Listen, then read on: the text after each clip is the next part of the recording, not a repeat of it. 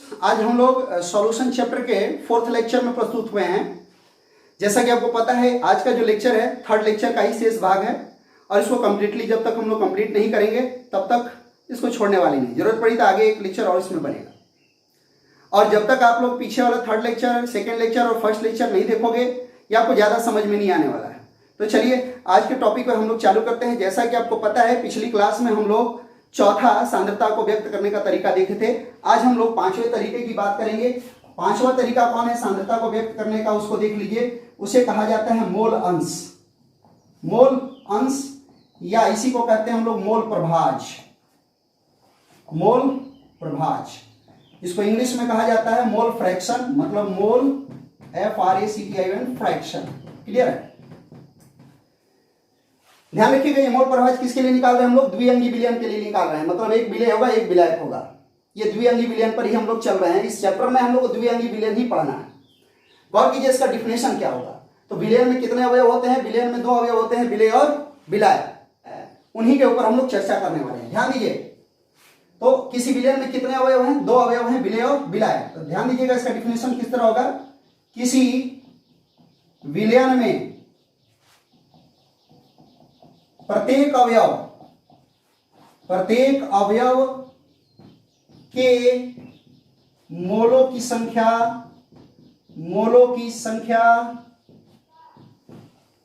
तथा कुल मोलों की संख्या के अनुपात को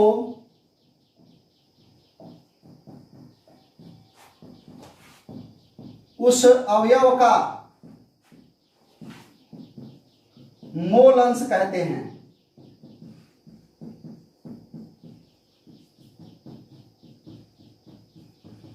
गौर कीजिएगा इसे x से सूचित करते हैं। आप कैपिटल या स्मॉल कोई भी लेटर ले सकते हैं। इसे x से सूचित करते हैं। इसके बाद ये भी ध्यान रखिएगा इसमें और क्या क्या होता है फैकल्टी। इस पर ताप का प्रभाव नहीं पड़ता है।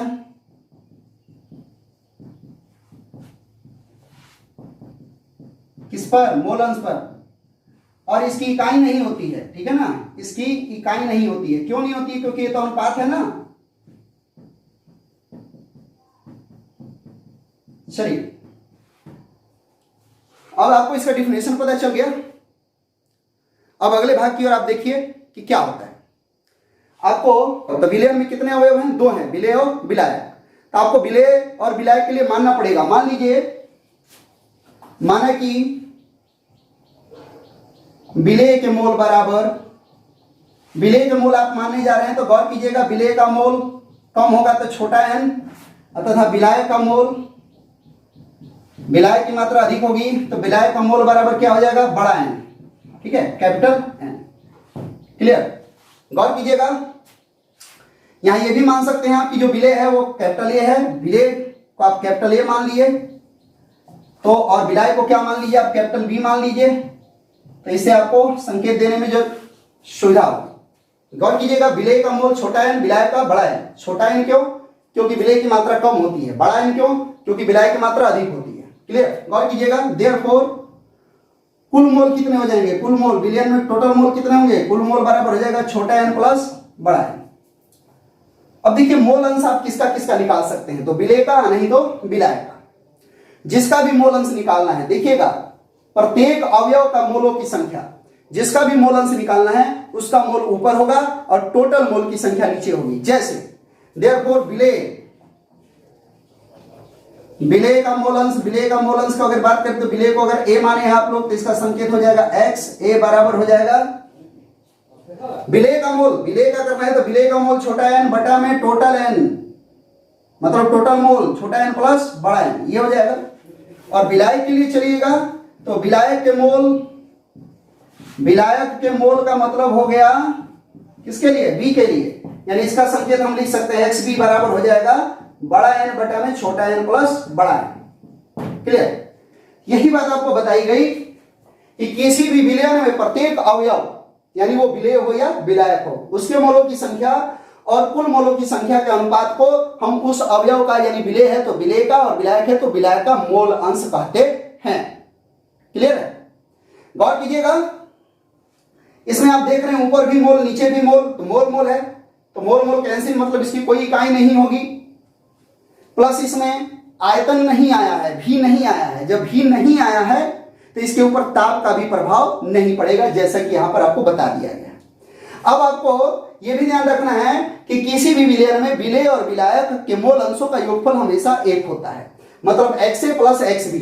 ध्यान दीजिए, चूंकि XA प्लस XB बराबर क्या होगा वो देखिए, XA प्लस XB मतलब विलेय के मोल अंश। ध्यान दीजिएगा, यहां पे मोल नहीं है, मोल अंश है। ठीक है, गौर कीजिएगा, ये मोल नहीं है, इसको हम क्या बोलते हैं, मोल अंश। शॉर्ट में संकेत लिख दिए हैं, लेकिन यहां एक वर्ड छूट गया था, सो कहते हैं मोल अंश। क्लियर हो गया? तो विलेय का मोल अंश प्लस विलायक का मोल अंश मतलब छोटा n बटा में छोटा n प्लस बड़ा n प्लस बड़ा n बटा में छोटा n प्लस बड़ा n। लसा लेके निकालोगे, छोटा n प्लस बड़ा n अब बटा में छोटा n प्लस बड़ा n बराबर कैंसिल हो जाएगा, तो कितना बचेगा, 1। इसका मतलब क्या हुआ कि विलयन में विलेय और विलायक के मोल अंश का योगफल इकाई मतलब एक होता है। फिर से रिपीट कर रहे हैं, इसको आप लैंग्वेज में लिख सकते हो कि किसी विलयन में विलेय और विलायक के मोल अंश कितना होता है, एक होता है, हमेशा फिक्स है। अगर एक अवयव की बात करेंगे विलेय का या विलायक का, तो एक अवयव का जो मोल अंश होगा लेस देन 1 मतलब एक से कम होगा। केवल विलेय का मोल अंश होगा एक से कम, केवल विलायक का मोल अंश होगा एक से कम। लेकिन विलेय और विलायक दोनों के मोल अंश को जोड़िएगा तो उसका वैल्यू हमेशा कितना आएगा, 1। क्लियर? तो इसमें कोई डिफिकल्टी वाली बात नहीं थी। अगले वाला जो टॉपिक है वो आपके लिए बहुत इंपॉर्टेंट है। अगर आप इस वीडियो को देख रहे हैं तो बीच में छोड़कर मत जाइएगा, क्योंकि अब टॉपिक चलने वाला है मोलरता, और मोलरता में आज हम लोग बहुत गहराई से एंट्री करने वाले हैं, मोलरता के एक एक पद को समझने वाले हैं। अगर आप इसको मिस कर दिए तो मोलरता चीज को जो है आप बढ़िया से समझ नहीं पाओगे। तो आप इसको कंटिन्यू करने के लिए अब छठे नंबर में आइए। छठा नंबर जो है आपका टॉपिक रहेगा मोलरता। तो अब हम लोग छठे नंबर की बात करते हैं। 6 नंबर है मोलरता, जिसको हम कहते हैं मोलेरिटी। ठीक है, गौर कीजिए, मोलरता बहुत ही जबरदस्त टॉपिक है और इसका नॉलेज रखना आपको बहुत जरूरी है, क्योंकि इससे रिलेटेड प्रश्न एग्जाम में जरूर आते हैं, निश्चित आते हैं, 100% आते हैं। तो इसको गौर से देखिए, इसका पूरा जानकारी हम लोग लेंगे। अब प्लस इस पे आधारित जो भी न्यूमेरिकल है उनको एक दो न्यूमेरिकल सॉल्व करेंगे, इनके तरीकों को समझेंगे। पहले इसका डिफिनेशन, तो डिफिनेशन हर एक बच्चे को पता है इसके बारे में कि प्रति लीटर विलयन में उपस्थित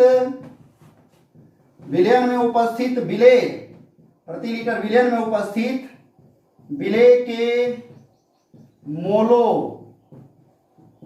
प्रति लीटर विलयन में उपस्थित विलेय के मोलों की संख्या को उसकी मोलरता कहते हैं।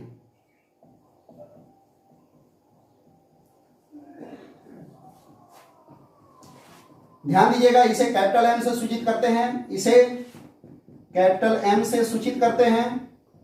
इसका संकेत क्या होगा ये आपको पता चल गया। गौर कीजिएगा, अगला चीज यहीं पर इसकी इकाई मोल प्रति लीटर, इसकी इकाई मोल प्रति लीटर होती है। ध्यान दीजिए, लीटर आ गया है, मतलब इसके ऊपर ताप का प्रभाव पड़ेगा। ठीक है ना, इस पर ताप का प्रभाव पड़ता है, इसके ऊपर ताप का प्रभाव पड़ता है, फुल स्टॉप। गौर कीजिए, गहराई से एंट्री करना है। इतना डिफिनेशन आपको सबको पता है। अब इसका फॉर्मूला क्या होगा वो देख लीजिए। इसका फॉर्मूला होता है मोलरता बराबर विलेय के मोल और बटा में विलयन का आयतन किसमें, लीटर में होगा, क्योंकि प्रति लीटर विलयन बोल रहा है, ये लीटर में। ठीक है, अगर छोटे संकेत में बात करें इसके फॉर्मूले की, तो मोलरता का संकेत होता है m, और m बराबर हो जाएगा विलेय का मोल n बटा में v, किसमें, लीटर में। ठीक है, देखिए एन है विलेय के मोल, विलेय का मोल बराबर क्या होगा, गिवन मास बटा में मॉलिक्यूलर मास। तो चूंकि ध्यान दीजिए एन बराबर होता है गिवन मास और बटा में मॉलिक्यूलर मास, तो देयरफॉर मोलरता का एक नया फॉर्मूला भी बन जाता है, m बराबर, गौर करते जाइएगा यहाँ पे n मतलब गिवन मास बटा में मॉलिक्यूलर मास ऊपर रखिएगा यहाँ पे, तो w नीचे आ जाएगा, तो ये हो जाएगा w बटा में m गुणे v, राइट। ये भी एक फॉर्मूला हो जाता है इसमें। गौर कीजिए इसमें v आया है तो इसके ऊपर ताप का प्रभाव पड़ेगा, प्लस ऊपर मोल है और नीचे लीटर है, इसकी इकाई होगी मोल प्रति लीटर। गौर कीजिएगा अगला चीज, इस फॉर्मूले को ध्यान में रखिएगा, न्यूमेरिकल बनाने में आपके काम आएंगे। ये मोलरता का एक सिंपल बात हुआ कि जो एक छोटा मोटा विद्यार्थी भी इसके बारे में जानता है। अब विशेष चीजें क्या है, तो ये जो चीजें हैं ये जनरल हैं, अब इसमें विशेष चीजों में चल रहे हैं कि इसमें और विशेष चीजें क्या क्या आ सकती हैं। तो ये जो आपका मोलरता निकला है, ये मोलरता कहलाता है किसी भी टेम्परेचर पे, लेकिन अगर आप 273 केल्विन पर मोलरता निकालिएगा तो उसको डीमल कहेंगे। जैसे देखिए इसका ए नंबर पॉइंट, अब नोट में इसके लिख रहे हैं हम लोग इसके विशेष बिंदुओं को, ठीक है। तो विशेष बिंदु यह है कि 273 केल्विन पर मोलरता, मोलरता यानी कैपिटल एम को डीमल यानी डी कहते हैं, ठीक है। ये पहला पॉइंट हो गया कि आपके 273 केल्विन पर मोलरता को क्या कहते हैं, डीमल कहते हैं। अगला बी नंबर पॉइंट लिख लीजिएगा, विलयन की मोलरता जो होती है ताप की क्या होती है, विलयन की मोलरता ताप के व्युत क्रमानुपाती होती है, व्युत क्रमानुपाती होती है, ठीक है। तो व्युत क्रमानुपाती होती है, तो इस चीज को आप कैसे शो करोगे, तो मोलरता को कैपिटल एम से और ताप को टी से, एम प्रोपोर्शनल 1/t, रेसिप्रोकल है ये, मोलरता ताप के व्युत क्रमानुपाती होगी। मतलब अपने दिमाग में आप एक चीज बैठा लीजिए कि अगर मोलरता बढ़ेगी तो ताप घटेगा और ताप बढ़ेगा तो मोलरता क्या होगी, घटेगी। व्युत क्रमानुपाती मतलब ये एक दूसरे के विपरीत चलेंगे, क्लियर। अगला चीज ये देखिएगा सी नंबर में जो मोलरता शब्द होता है, मोलरता को ही आगे के क्वेश्चंस में मोलर सांद्रण भी कहा जाता है। तो ये बात आप लोग एकदम क्लियरली समझ लीजिए कि अगर आपसे मोलर सांद्रण बोल दे तो मोलर सांद्रण का मतलब आप समझिएगा मोलरता है, क्लियर। अगला चीज देखिए, जो मोलरता की इकाई है डी नंबर में, वो एम की इकाई, मतलब मोलरता की इकाई आपने क्या लिखी है, एम की इकाई आपने लिखी है बराबर मोल प्रति लीटर, क्लियर। मोल प्रति लीटर मतलब 1 लीटर। ये 1 लीटर में कितना मिलीलीटर होता है ये ध्यान देखिए, चूंकि 1 लीटर बराबर, ध्यान दीजिए यहां पर जो है ये लीटर है तो लीटर को हम मिलीलीटर में बदल रहे हैं, 1000 मिलीलीटर। 1000 मिलीलीटर बराबर कितना डेकामीटर क्यूब होता है, तो ध्यान दीजिए, तो 1000 मिलीलीटर बराबर 1 डेकामीटर क्यूब, ठीक है। 1000 मिलीलीटर बराबर 1 डेकामीटर क्यूब, क्लियर। तो जो 1 लीटर लिखे हो यहां पर, 1 लीटर की जगह पे आप 1000 मिलीलीटर रखोगे या 1 डेकामीटर क्यूब रखोगे। अगर 1 डेकामीटर क्यूब रखोगे तो इकाई क्या हो जाएगी, ये जो मोल प्रति लीटर है ये बन जाएगा मोल प्रति डेकामीटर क्यूब। कब, जब आप 1000 ml को डेकामीटर क्यूब में बदलोगे, 1 लीटर को मिलीलीटर में बदलोगे तब। कभी कभी क्या होता है कि ऐसा पद आपको दे दिया जाता है और आप कंफ्यूज हो जाते हो कि ये मोल प्रति डेकामीटर क्यूब कैसे हो गया, तो मोल प्रति लीटर को ही मोल प्रति डेकामीटर क्यूब भी लिखा जाता है। इस तरह कहीं कहीं मिलता है। अगली बात की ओर चलते हैं कि मोलरता के पदों को हम कैसे कैसे व्यक्त कर सकते हैं, तो इसको रफ कर देते हैं तब उसको बताते हैं। अब डी के बाद ई नंबर को देखिए, ई नंबर जो पॉइंट है वो क्या है, मोलरता के पद। मोलरता के पद क्या क्या हैं वो समझ लीजिए। ये जो बातें हैं अक्सर प्रैक्टिकल में या क्वेश्चन में तो बच्चे कंफ्यूज रहते हैं। तो मोलरता को किस किस रूप में डाला जाता है, विलयन के लिए कौन सा प्रयुक्त पद होगा और उसका संगठन क्या है, इन बातों पर हम लोग विचार करेंगे। तो आप देखिए मोलरता के पद में हम लोग को एक चार्ट बनाना पड़ेगा। यहाँ पे हम मोलरता का टाइप लिख रहे हैं, मोलरता को हम लोग कैसे कैसे व्यक्त कर रहे हैं, ठीक है। और इसमें एक भाग होगा, इसमें भाग होगा और वहां पे नाम होगा। गौर कीजिएगा, मोलरता को डायरेक्ट हम एम भी लिखते हैं या m/10 भी कहीं मिलेगा या m/100 मिलेगा या m/2 मिलेगा या 2m मिलेगा। इतने रूप मिलते हैं आपको, केवल m या m/10 या m/100 या m/2 या 2m बिलियन में जब ये रहेंगे तो इसके लिए कौन से पद का प्रयोग करेंगे हम लोग? तो उसका यहां पर नाम देते हैं विलियन के लिए प्रयुक्त पद, यानी कौन कौन से पद का हम लोग प्रयोग करेंगे। ठीक है, तो गौर कीजिए, ये जो है m ये मोलर का है, यानी मोलर होगा, ये हो जाएगा मोलर। ठीक है, ध्यान दीजिए बटे में 10 है, ये 10 ऊपर जाएगा तो 10 के पावर -1 हो जाएगा। 10 के पावर -1 इसको क्या बोलते हैं?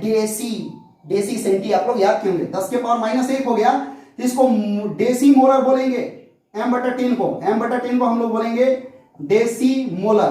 ठीक है, डेसी मोलर का मतलब आपको समझ में आ गया होगा। डेसी क्यों हुआ? क्योंकि 10 के पावर -1 हुआ। यहां जो आ जाएगा तो ये 10 के पावर -2 हो जाएगा। तो 10 के पावर -2 का मतलब सेंटी होता है, राइट? तो यहां इसका नाम हो जाएगा सेंटीमोलर। जो बिलियन होगा वो क्या होगा? सेंटीमोलर होगा। अगर केवल m के पद में है तो वो बिलियन मोलर होगा, मोलर स्टैंडर्ड। m/10 में है तो डेसीमोलर बिलियन है, m/100 है तो सेंटीमोलर है, और m/2 है का मतलब आधा है। आधा मतलब सेमी कंडक्टर, अर्धचालक। वही सेमी शब्द की बात कर रहे हैं हम लोग, इंग्लिश शब्द है सेमी का मतलब होता है अर्ध। सेमी का मतलब क्या होता है? अर्ध। ठीक है, और इसके बाद आएगा मोलर। यहां पे 2 हो गया मतलब दुगना, यहां पे मोलर था 1, 2 हो गया मतलब दुगना, मतलब द्विमोलर। द्विमोलर मतलब बाई मोलर, इसको द्वि लिखते हैं, द्वि को इंग्लिश में लिखते हैं बाई। ठीक है, ये बाई मोलर हो गया।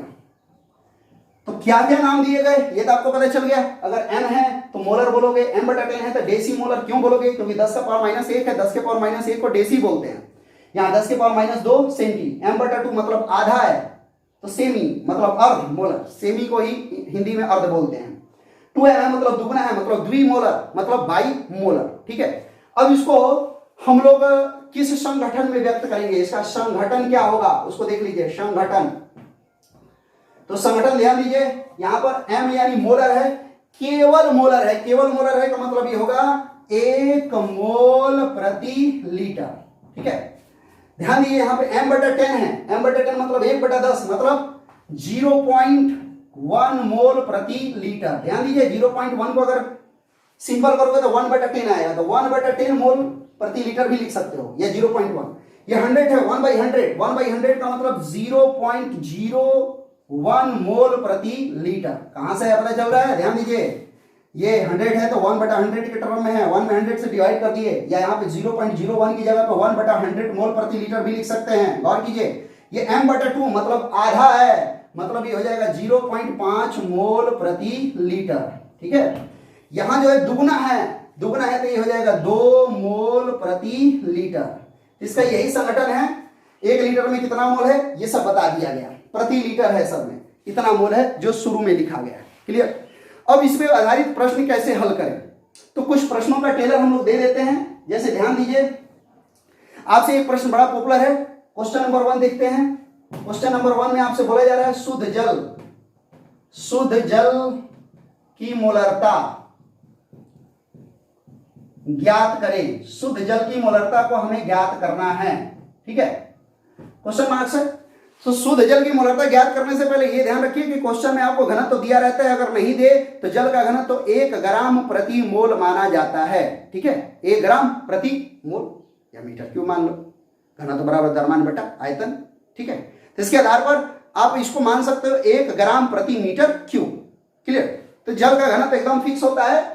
अब सॉल्यूशन में आप आते हैं, तो ध्यान दीजिए, पहले आप लिखे H2O का घनत्व यानी D बराबर हो गया 1.0 ग्राम प्रति मीटर क्यूब। ग्राम प्रति मीटर क्यूब के बाद आगे बढ़ते हैं हम लोग, तो क्या क्या मान सकते हैं? तो चूंकि यहां पर मोलरता ज्ञात करना है तो 1000 मिलीलीटर लेना पड़ेगा। तो मान लीजिए, माना कि H2O का आयतन बराबर कितना हो गया? 1000 मिलीलीटर। ध्यान दीजिए, मोलरता प्रति लीटर में निकलती है तो 1 लीटर लेना है, हम मिलीलीटर इसलिए क्यों? क्योंकि यहां पे ग्राम था, तभी ये चेंजिंग होगा। ठीक है, अब ध्यान दीजिए, अब H2O का घनत्व तो पता चल गया, H2O का आयतन आप मान लिए। अब H2O का मॉलिक्यूलर मास क्या होता है? H2O का मॉलिक्यूलर मास बराबर, ध्यान दीजिए, हाइड्रोजन का 2 × 1 + 16 बराबर 18 ग्राम। 1 मोल का ये है। H2O का मॉलिक्यूलर मास, हाइड्रोजन का द्रव्यमान 1 होता है तो 2 गुणे ऑक्सीजन का 16 होता है, तो प्लस 16 18 ग्राम आपका हो गया H2O का। अब एक फॉर्मूला याद कीजिए, चूंकि D बराबर क्या होता है, D बराबर होता है m बटा v, घनत्व बराबर द्रव्यमान बटा में आयतन। तो जल का गिवन मास है, ये मॉलिक्यूलर मास नहीं है, ये जल का कौन सा मास है, गिवन मास है। इस गिवन मास को हमको ज्ञात करना है, जल का मॉलिक्यूलर मास हमको पता है। और ध्यान दीजिए H2O का गिवन मास, H2O का गिवन मास मतलब दिया हुआ द्रव्यमान, गिवन मास बराबर है वाट, यानी ये जो छोटा m बराबर क्या है, वाट है गिवन मास। तो छोटा m बराबर क्या होगा, तो देयरफॉर m बराबर हो जाएगा d इंटू वी, राइट। तो d इंटू वी होगा, तो गौर कीजिए d कहाँ है, H2O का d यहां पर है घनत्व, तो बराबर 1 गुणे 1.0 है तो 1.0 रख देते हैं, 1.0 गुणे v यानी आयतन, यह H2O का आयतन है 1000 ml, 1000 ml बराबर, इसको अगर मल्टीप्लाई करते हैं हम लोग तो m का वैल्यू कितना आएगा, ग्राम में आएगा, कितना 1000 का 1000 ग्राम आ जाएगा, 1000 ग्राम, ठीक है। अब H2O का मोल निकालिए, क्योंकि मोलरता बराबर मोल की संख्या बटा में आयतन होता है, तो आयतन तो फिक्स है 1 लीटर है, लेकिन मोल की संख्या कितनी है वो देखिए, देयरफॉर H2O के मोल यानी n बराबर गिवन मास बटा में मॉलिक्यूलर मास, छोटा m बटा में बड़ा m, इसको W से भी सूचित करते हैं, तो गिवन मास कितना आ गया 1000 बराबर 1000 बटा में मॉलिक्यूलर मास, यहां पे निकाले हो आप लोग मोल मास कितना हो गया 18 बराबर 55.55, ठीक है ना, ये मोल हो गया।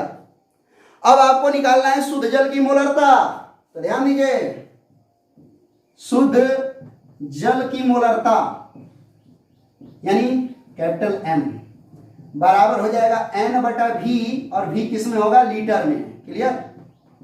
अब गौर कीजिए इसमें आपने n का वैल्यू कितना निकाला है 55.55, और v आयतन जो है वो 1000 मिलीलीटर है, उसको लीटर में चेंज करोगे तो कितना आ जाएगा 1, तो ये m बराबर देयरफॉर m बराबर यानी मोलरता बराबर शुद्ध जल की क्या हो जाएगा, n मतलब 55.55 और बटा में कितना हो गया 1 लीटर बराबर ये 55.55 आते जाएगा, बराबर ये इसको 55 हम लोग 6 भी लिखते हैं मोल प्रति litre, that is your answer. तो शुद्ध जल की मोलरता कितनी होती है 55.55, बढ़ते जाता है इसी क्रम में, और ये हो जाता है 55.6 मोल प्रति लीटर। चलिए अब अगले प्रश्न की ओर आते हैं, उसको लिख लेते हैं इसको रफ करके।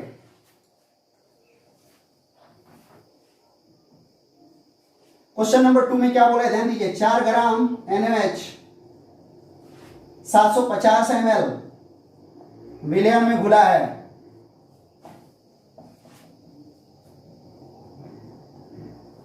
तो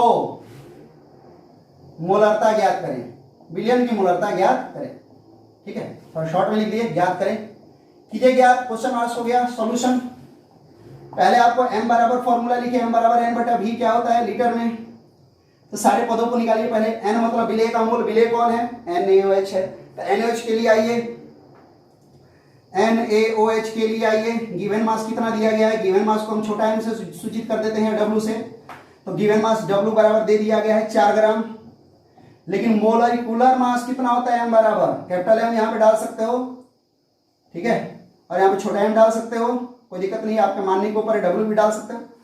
तो सोडियम का होता है 23, ऑक्सीजन का 16, हाइड्रोजन का 1, 23 plus 16 plus 1 molecular mass, 23 plus 16 plus 1, 23 plus 16 plus 1 बराबर कितना हो गया 40 ग्राम पर मोल होगा। और v बराबर यहीं पर आपको दिया गया था, देखिए 750 ml, तो 750 ml को अब किस में बदलना पड़ेगा, लीटर में, तो 750 बटा में कितना हो जाएगा 100 नहीं 1000 बराबर, ये कैंसिल हो जाएगा तो बराबर आ जाएगा 3 बटा में 4 लीटर। अब इस चीज को कंटिन्यू करते हैं, देयरफॉर मोलरता m बराबर क्या हो जाएगा, m बराबर हो जाएगा n बटा v, n का वैल्यू रख देते हैं डायरेक्ट, n का वैल्यू कितना आया है, तो यहाँ पे n का वैल्यू निकाल लेते हैं, v वहां दिया था, यहाँ पे n का वैल्यू n बराबर गिवन मास बटा में मॉलिक्यूलर मास बराबर यहाँ पे 4 बटा में 40 बराबर 1 बटा में 10, ठीक है, 4 बटा 40 बराबर 1 बटा 10, तो देयरफॉर मोलरता बराबर m बराबर n बटा v लीटर में, n का वैल्यू आया है 1 बटा 10 बटा में v का वैल्यू आया है 3 बटा 4 बराबर 1 बटा 10 गुणे 4 बटा 3 बराबर, गौर कीजिएगा इसको कैंसिल भी कर सकते हैं, ये 5 हो जाएगा, ये कितना हो जाएगा 2 हो जाएगा, बराबर 2 बटे में 15, ठीक है, बराबर इसको आप डिवाइड भी कर सकते हैं हम लोग, 0., अब 20 हो जाएगा तो 15 एकम 15, 15 तियां 45, फिर ये 3 3 आती जाएगा, ये मोल प्रति लीटर हो जाएगा इसका आंसर, अगर ऐसे आए तो। ठीक है, गौर कीजिए। फिर एक प्रश्न आपको थोड़ा इससे थोड़ा विचित्र दे देता है, वो कैसा प्रश्न तो देखिए, आपसे बोलता है 250 ml, ध्यान दीजिएगा, आपका एक क्वेश्चन नंबर 3 बोल रहा है, वो देखिएगा 250 ml मतलब मिलीलीटर, आयतन दे दिया है m/10 विलियन, m/10 विलियन यानी मोलारता भी दे दिया है, विलियन बनाने के लिए कैल्शियम कार्बोनेट मतलब CaCO3 के कितने द्रव्यमान यानी मास की आवश्यकता होगी।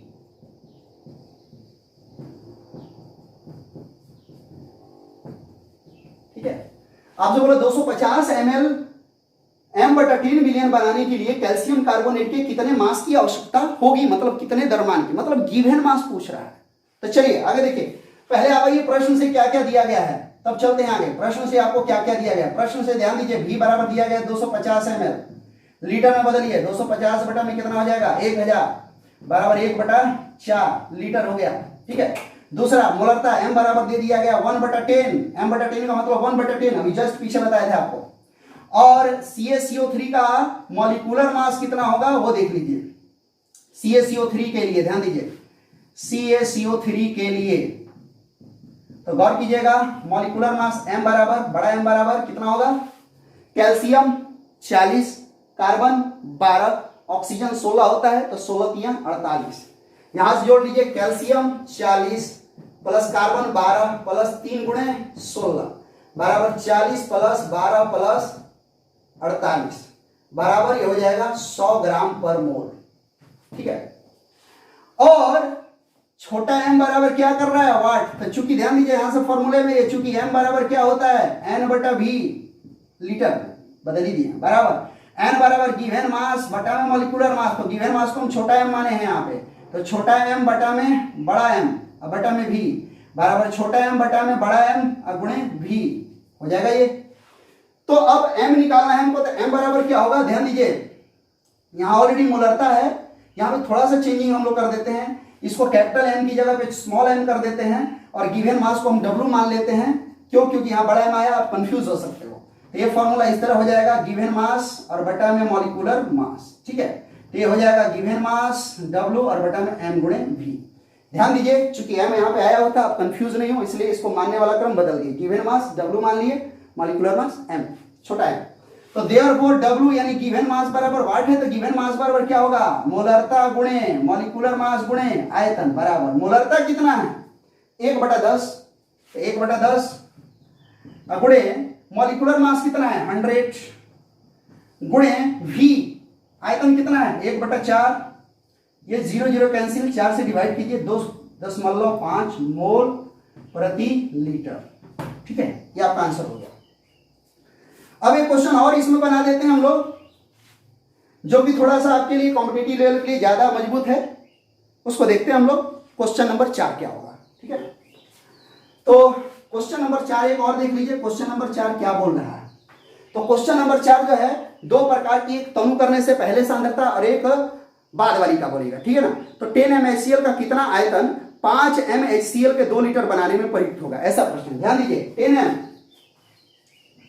mHCl, HCl आपको पता है क्या होता है, HCl जो है आपका हाइड्रोक्लोरिक अम्ल है, मतलब हाइड्रोजन क्लोराइड है। ठीक है ना, तो HCl का कितना आयतन, आयतन पूछ रहा है, 10 mHCl का कितना आयतन 5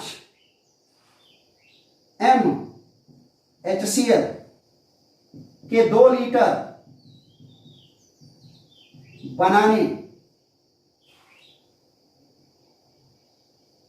में प्रयुक्त होगा। ये आपका क्वेश्चन है, सॉल्यूशन चालू करते हैं। तो इसमें एक नया फॉर्मूला लेके आते हैं, क्योंकि HCl है तो HCl का जो मॉलिक्यूलर मास होगा वो सेम होगा। तो प्रश्न से हम लोग चलेंगे मोलरता के समीकरण से कि तनु से पूर्व और तनुता के बाद, तनु से पूर्व और तनुता के बाद दोनों के मोलों की संख्या बराबर है। तो यहाँ पे एक फॉर्मूला लगाते हैं, ध्यान दीजिए। ये आपका m बराबर n बटा में v है, तो n बराबर क्या हो जाएगा m इंटू v, राइट। और दोनों स्थिति में 10m और 5m की स्थिति में मोल की संख्या बराबर है। तो अगर पहली स्थिति में माने n1 बराबर m1 v1 है, तो दूसरी स्थिति n2 बराबर भी क्या हो जाएगा m2 v2 हो जाएगा, और ये मोल बराबर है, ठीक है। तो तनु से पहले और तनु के बाद दोनों के मोलों की संख्या क्या होगी, बराबर होगी। इसको बोलते हैं मोलरता समीकरण। तो ध्यान दीजिए, मोलरता समीकरण, मोलरता समीकरण से, मोलरता समीकरण क्या है वो गौर कीजिएगा। तनु से पूर्व, तनु से पूर्व जो है m1 v1 बराबर वो होगा m2 v2 तनुता के बाद, तनुता के बाद, ठीक है। अब चलिए, तो ये जो इधर लेफ्ट वाला है तनु करने से पहले है और राइट वाला है तनु करने के बाद है। दोनों स्थिति में मोलों की संख्या क्या हो गई है, बराबर हो गई है, राइट। अब प्रश्न से देखिए क्या क्या दिया है। प्रश्न से गौर कीजिएगा, यहां पे 10m m1 बराबर 10 दे दिया है। कितना आयतन पूछ रहा है, यानी v1 बराबर वाट है। दूसरा कंडीशन 5m HCl मतलब m2 बराबर दे दिया है 5 और v2 बराबर 2 लीटर, ठीक है। आपको निकालना है v1, तो इस फॉर्मूले से आप इजीली v1 निकाल लोगे। तो देयरफॉर v1 बराबर कितना होगा वो देख लीजिए। v1 बराबर होगा m2 v2 और बटा में m1 बराबर m2 v2 का वैल्यू रख दीजिए। m2 v2 कितना है 5 गुणे 2 और बटा में नीचे कितना है 10 बराबर 10 बटा में 10 बराबर 1, v1 पूछ रहा है तो बराबर 1.0 लीटर डाल देते हैं, complete 1.0 litre. That is your question and that is your answer. आज के लेक्चर क्लास में हम लोगों ने बहुत से टॉपिकों को टच किया और बहुत से शब्दों को जाना। थोड़ा पीछे बैक होकर आप लोग इसको गौर से देखते रहिए। और एक प्रश्न देते हैं, लिख लीजिए, जिसको आपको सॉल्व करके बताना है। प्रश्न है 5 ग्राम NaOH, 5 ग्राम NaOH। ध्यान दीजिए, प्रश्न नंबर 5 आपको बनाना है, जो कि आपको बना के भेजना है। 5 नंबर प्रश्न होमवर्क आपका है। 5 ग्राम NaOH को यहां पर बदल दे रहे हैं, 500 ml बिलियन में डाला गया है, राइट। ये नहीं है, घुला है तो बिलियन की मोलरता ज्ञात करें। ये प्रश्न बनाकर कमेंट बॉक्स में जरूर इसका आंसर आप लोग डालिएगा। और वीडियो को रेगुलर देखिए और अगर आपको अच्छा लगता है तो इसमें कमेंट जरूर कीजिए। और अगर कोई आपको कमी लगती है तो भी कमेंट करके बताइए कि इस टॉपिक पर हमको दिक्कत है, तो उस पर अगले लेक्चर में हम लोग उसके बारे में चर्चा कर देंगे, जिससे आपकी दिक्कत का समाधान हो जाए, ठीक है। फिर अगले लेक्चर में हम लोग मोलरता के ही 2 और पद रह गए हैं, फॉर्मलता और नॉर्मलता, उनके बारे में डिस्कस करेंगे। तो मोलरता को पढ़ेंगे और विलेन की शक्ति को। तो अगला टॉपिक जो है मोलरता का वो है फॉर्मलता और नॉर्मलता, फॉर्मलता और नॉर्मलता। इसको हम लोग अगले लेक्चर में देखेंगे, ओके।